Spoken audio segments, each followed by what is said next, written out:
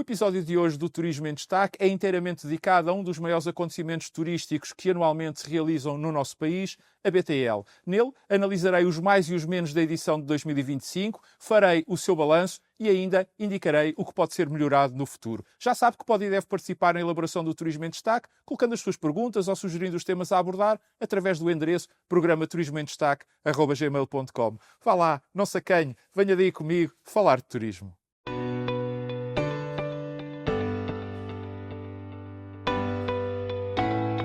A realização de um dos maiores acontecimentos turísticos que anualmente têm lugar no nosso país, a BTL, naturalmente acabou por monopolizar as atenções de toda a comunidade turística ao longo da semana passada. Não é por isso de estranhar que muitas perguntas e muitas mensagens versando este tema me tenham sido remetidas para o endereço que está aqui a passar em rodapé, programa turismoemdestaque@gmail.com, e que naturalmente agradeço. Aliás, como sempre gosto de fazer, volto a sublinhar que foi justamente este o critério que presidiu à criação deste endereço, para que possa colocar as suas perguntas ou sugerir os assuntos que aqui gostaria de ver abordados. Portanto, já sabe, use e abuse do endereço programa turismoemdestaque@gmail.com. Eu cá fico à espera e a contar com o seu contributo.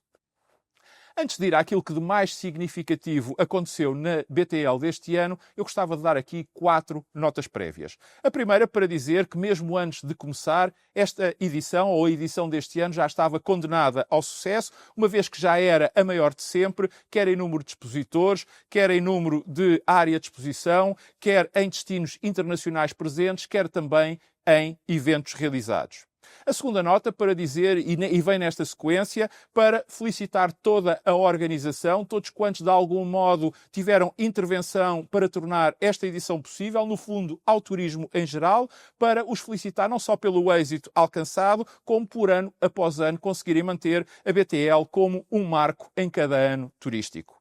A terceira nota para referir que a feira deste ano teve como destino internacional convidado Cuba, como destino nacional convidado o Alentejo-Ribatejo e como município convidado a cidade de Leiria. E a quarta nota para sublinhar a existência de várias áreas temáticas, nomeadamente a BTL Cultural, que visa a promoção da cultura e do património e que teve o fado como protagonista, com a fadista Cuca Roseta como embaixadora. A BTL Wellness, espaço dedicado ao turismo de saúde e bem-estar tão em voga neste momento. A BTL Religioso, que como o próprio nome indica, dedicada ao turismo religioso. A BTL LGBTI+, promovendo a inclusão e a diversidade, quer no turismo, quer nas viagens. A BTL Weddings, que só teve lugar durante o fim de semana, isto é, sábado e domingo, uma vez que está muito direcionada para o público e focada em tudo aquilo que estava relacionado com casamentos. E, por último, o já tradicional espaço da BTL Emprego, onde são disponibilizadas oportunidades de carreira. Vale a pena referir que todas estas áreas temáticas permitem a concentração de atores do mesmo segmento ou com os mesmos interesses, facilitando assim tanto a oferta como a procura. Feita esta rápida sinopse, vejamos então quais os 8 aspectos que, em minha opinião, devem ser considerados os maiores destaques da BTL deste ano. E o primeiro foi, sem sombra de dúvidas, a dimensão da feira. A BTL 2025 esteve literalmente a rebentar pelas costuras, uma vez que usou toda a área dos 4 pavilhões da FIL e mesmo os espaços entre cada um deles, através de soluções que protegeram as passagens ao ar livre. O segundo está relacionado com as tradicionais tasquinhas, já que do ano passado para este ano foi duplicado o seu número, de 2 para 4, tendo-se ainda mantido muitos outros pontos de disponibilização de comidas e bebidas de modo mais rápido. Merece particular destaque a excelente solução de aproveitamento do espaço entre os pavilhões 2 e 3 e respectiva exaustão, que permitiu a fruição das 4 tasquinhas com maior conforto e evitar os cheiros desagradáveis. O terceiro destaque vai para os eventos. Apesar dos mesmos continuarem a acontecer em grande número, fator que em edições anteriores tem merecido a minha crítica, uma vez que dispersavam os profissionais do principal objetivo da feira, este ano, muito graças ao grande dinamismo dos expositores, já que a maioria dos eventos organizados foram da sua responsabilidade, alimentaram o cariz de negócios, o cariz profissional, o cariz dos contactos que o próprio certame reclama, já que aconteceram quase sempre nos stands de cada um. O quarto destaque tem a ver com a sinalética utilizada, uma vez que houve um cuidado muito maior com a mesma em todo o certame, nomeadamente no indicar de tudo aquilo que cada pavilhão continha, facilitando assim a vida quer a profissionais, quer a visitantes, pela informação clara e bem visível.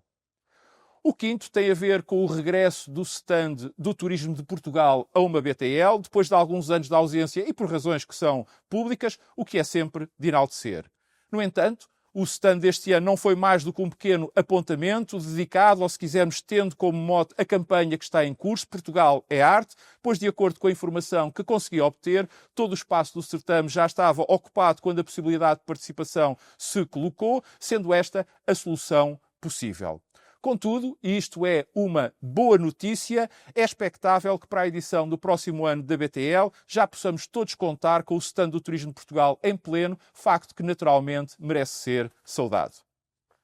O sexto destaque vai para a presença das principais cadeias, ou se quisermos, marcas hoteleiras no nosso país, dos principais operadores turísticos portugueses e espanhóis, sendo ainda de sublinhar outro regresso, após muitos anos de ausência, o da agência Abreu, que comemora os seus 185 anos de existência.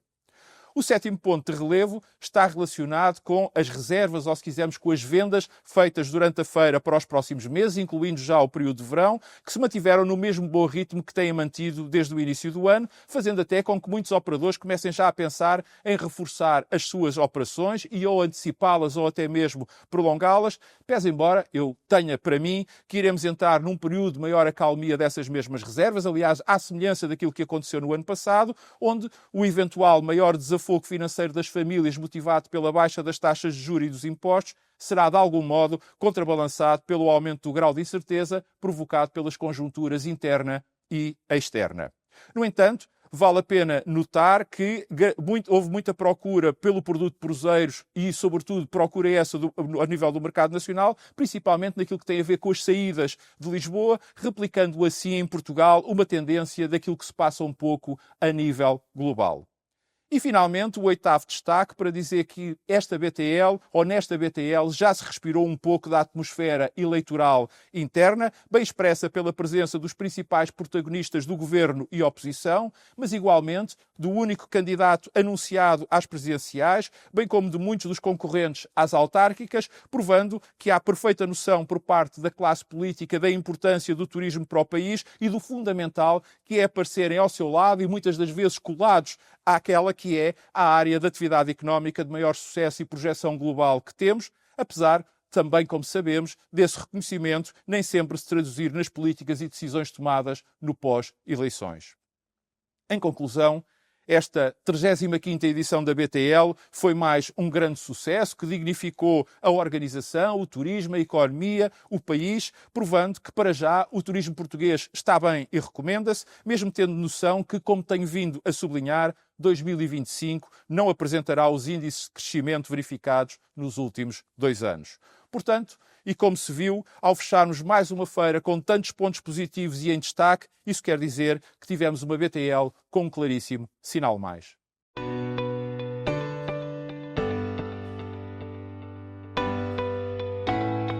Mantendo e destacando positivamente tudo aquilo que disse na resposta à pergunta anterior, o facto é que há sempre alguns aspectos que correm menos bem e sugestões de melhoria a dar para o futuro num certame desta natureza e com esta dimensão. E é a resposta a esses fatores, ou melhor dizendo, as minhas sugestões para que possamos ter cada vez mais uma BTL maior e mais importante, que passo agora a enumerar.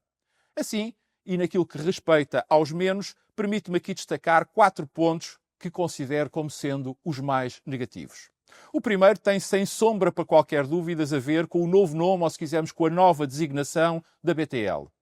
Como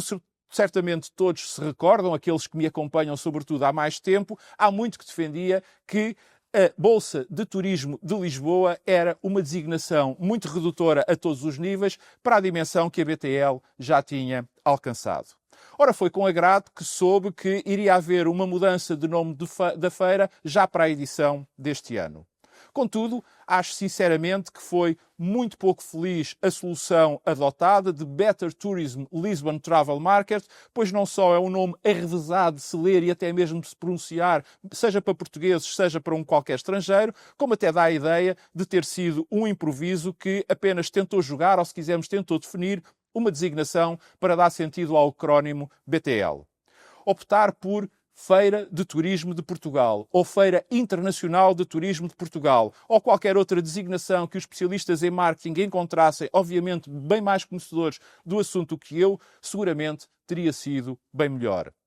E esta não é apenas a minha opinião, mas a da esmagadora maioria dos profissionais com quem tive a oportunidade de contactar durante toda a feira. O segundo ponto negativo tem a ver com a ausência do stand da APAF, da Associação Portuguesa das Agências de Viagens do Turismo, no certame deste ano. Independentemente das razões invocadas de parte a parte, seja pela APAF, seja pela FIL, o facto é que a feira ficou muito mais pobre, pois aquela associação acolhia no seu mega stand um vasto conjunto de pequenas e médias agências de viagens, seja de outgoing, isto é, de exportação, seja de incoming, isto é, de receptivo, para além de muitos outros parceiros que só tinham possibilidade de marcar presença na BTL enquanto expositores dessa forma. No fundo, o stand da APAFT era uma das maiores centralidades da feira, concentrando a quase totalidade da distribuição turística, facilitando assim a vida a profissionais e ao público e, por isso, tendo um papel quase que imprescindível. Ora, apesar dos operadores turísticos nacionais e espanhóis terem reforçado a sua presença, tal como os principais agrupamentos de agências de viagens, através do aumento do seu espaço de exposição, tal não colmatou esta ausência. Quero acreditar que este seja um diferendo que acabe por ser superado, pois a continuar assim, todos perdem claramente com o turismo nacional à cabeça.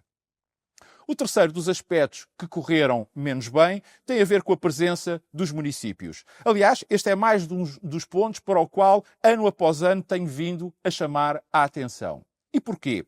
Porque o que assistimos é ao pavilhão 1 estar praticamente em exclusivo para as 7 entidades regionais de turismo, que incluem nos seus stands espaços para as câmaras municipais que as integram, e ao pavilhão 2 estarem muitas comunidades intermunicipais, também elas com espaços para os municípios que as integram, e em cima de tudo isto ainda temos câmaras municipais que decidem ter stands próprios, algumas das quais também participam nas diferentes áreas temáticas, motivando assim representações a triplicar ou até mesmo a quadruplicar, o que não só acarreta gastos e recursos mais elevados para garantirem a sua presença na feira, como consome espaço que, como já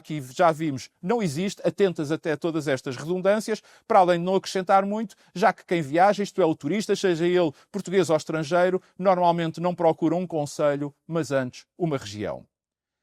Naturalmente que compreendo que muitos dirão que tal tem que ser feito para preservar a identidade própria de cada município, mas considerando a nossa exígua dimensão territorial e analisando até a atual procura, será que tal se justifica? Será esta uma boa relação custo-benefício? Sinceramente, creio que não. E como atrás disso, esta é uma forma de libertar espaço, de libertar mais espaço, mormente para as empresas que são, como todos nós sabemos, o grande motor das atividades turísticas.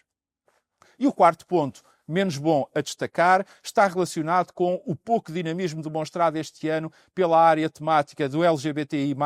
que, ao invés de edições anteriores, teve uma participação muito distante daquilo que nos habituou, particularmente nos horários reservados a profissionais. Ora, isto significa que mais e melhor tem a obrigação de ser feito, pois este é um segmento turístico em franco crescimento em todo o mundo, com elevado poder de compra, e sendo Portugal um destino inclusivo e hospitaleiro na diversidade, é muito importante que os atores deste setor turístico não se escondam nem se encostem à sombra dos bons resultados obtidos. Olhemos agora para as sugestões de melhoria futura e neste plano quero aqui realçar 3 pontos. A primeira sugestão tem a ver com a dimensão da feira, isto é, com a dimensão da BTL, pois a mesma já está muito aquém do país turístico.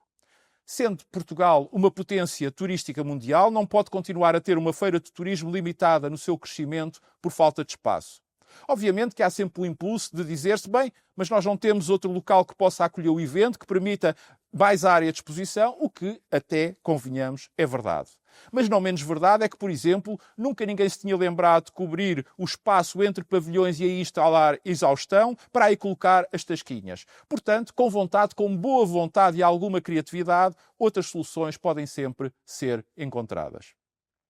A segunda tem a ver com as datas da feira, diga-se uma antiga insistência minha. Mesmo considerando que a edição deste ano da BTL teve lugar em março, já houve anos em que a BTL ocorreu em janeiro, o facto é que desse modo ela fica numa espécie de limbo, ou seja, está ainda muito longe do verão para se ter toda a oferta de viagens para a época alta, isto na perspectiva do outgoing, isto é, das viagens para fora, e já muito distante da época forte de contratação e planeamento do ano turístico, isto na perspectiva do incoming, do receptivo, de recebermos fluxos turísticos, que, como se sabe, acontece no início do outono. Portanto, aqui volto a deixar a sugestão para reflexão e eventual decisão. E a terceira e última sugestão de melhoria está relacionada com a gastronomia. A BTL precisa de mais tasquinhas. No mínimo, uma por cada ou em representação de cada uma das 7 entidades regionais de turismo. E isto tem a ver não apenas com a qualidade, a diversidade, a riqueza e a excelência da nossa gastronomia, mas também com o facto deste ser um dos grandes fatores, uma das grandes tendências, um até dos aspectos que mais influencia o consumidor atual na escolha dos destinos. Por isso, há que potenciar, há que usar e abusar dos bons argumentos que possuímos neste plano e que nos ajudam a diferenciar da demais concorrência, isto para já não falar na fileira de valor que ela dinamiza, do vinho ao mobiliário, da pesca à agricultura, das faianças à cultura.